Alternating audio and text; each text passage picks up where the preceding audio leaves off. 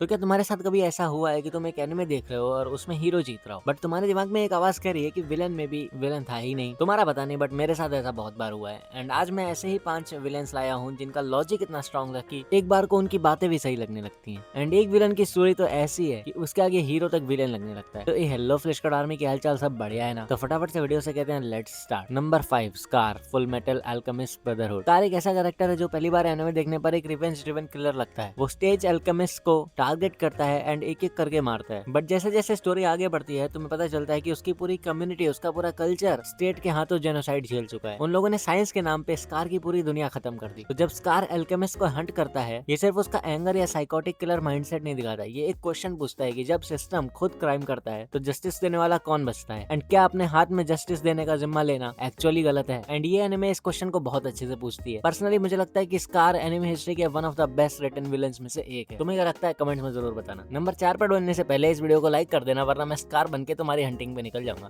And अगर तुम्हें anime, movies, web series से related content, tier list, disturbing facts and recommendations देखना पसंद है तो चैनल को सब्सक्राइब कर लो एंड नोटिफिकेशन बेल ऑल पे कर लेना for India's best cinema content. Number 4, Light Yagami. I mean come on, तुम्हें लगा मैं लाइट यागामी को इस लिस्ट में नहीं डालूंगा? तो I mean what do I need to explain here? Light जो कि एक नॉर्मल स्टूडेंट होता है, उसको एक नोटबुक मिलती है जिससे वो किसी का भी नाम लिखकर कहीं भी मार सकता है, लिटरली किसी का भी। एंड वो उस पावर का इतना ज्यादा गलत इस्तेमाल कर सकता है जितना तुम सोच भी नहीं सकते। बट वो इसका यूज गलत इस्तेमाल ना करके क्रिमिनल्स को मारने के लिए करता है। आई मीन आस्क योरसेल्फ, कल अगर तुम्हें डेथ नोट मिल जाए एंड तुम्हें इस देश के क्रिमिनल्स का नाम पता चले जिन्होंने बहुत ही ज्यादा गलत काम किए हैं और उनको सिस्टम सजा नहीं दे पा रहा, टेररिस्ट्स, रेपिस्ट्स और भी बहुत सारे क्रिमिनल्स, तो क्या तुम वो नहीं करोगे जो लाइट यागामी ने करा? क्रिमिनल्स को जब उनके काम के लिए तुरंत कॉन्सिक्वेंस झेलना पड़ेगा तभी तो क्राइम कम होगा। एंड यही कॉन्सिक्वेंस लाइट यागामी बन गया। बट प्रॉब्लम तब शुरू हुई जब सिस्टम उसके खिलाफ खड़ा हो गया। वो सिस्टम जो खुद क्रिमिनल्स को सजा नहीं दे पा रहा था, वो क्रिमिनल्स के सपोर्ट में खड़ा हो गया। एंड ये देखकर लाइट ईगो में आकर सिस्टम को भी सजा देने लगा। एंड फिर आगे जाकर वो खुद एक क्रिमिनल बन गया। बट क्या अगर सिस्टम क्रिमिनल्स के अगेंस्ट ना खड़ा होता तो लाइट जो कर रहा था क्या वो सच में गलत था? ये कमेंट्स में बता देना। Number 3, Nagato Pain, Naruto Shippuden. Pain जो एक्चुअली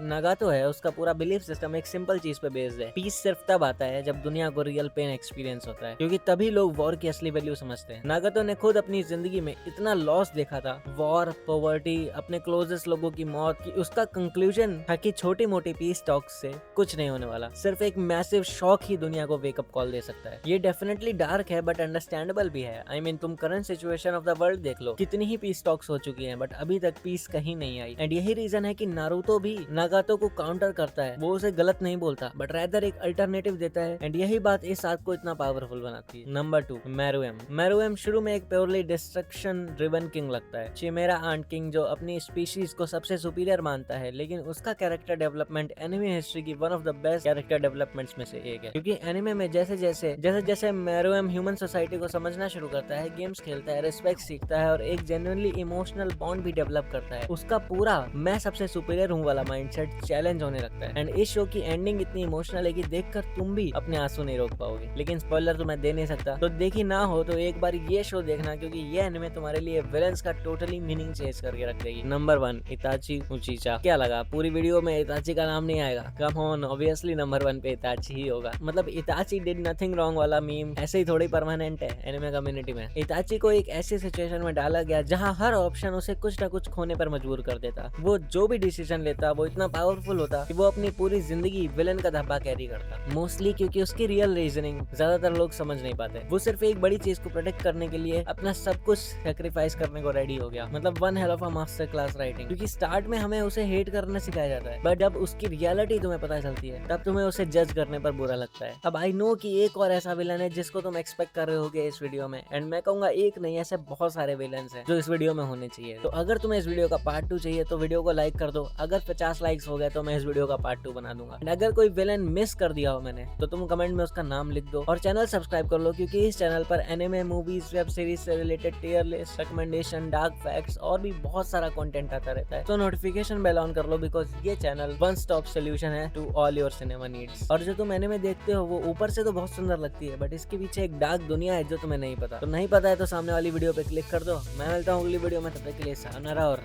बाय।